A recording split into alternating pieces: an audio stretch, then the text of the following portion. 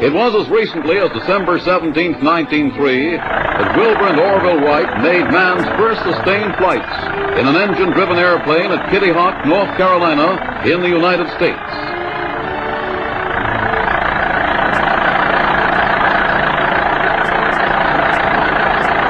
Alberto Santos Dumont, on September 13, 1909, the Brazilian pioneer airman, made the first airplane flight in all Europe.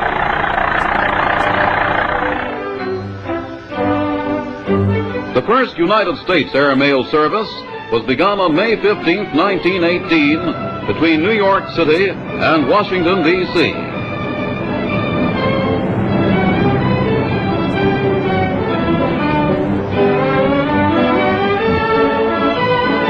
It was only 26 years ago, within the easy recollections of men living today, that the first flight across the Atlantic Ocean was accomplished.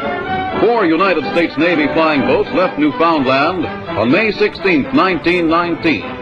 Only one of these reached England 15 days later.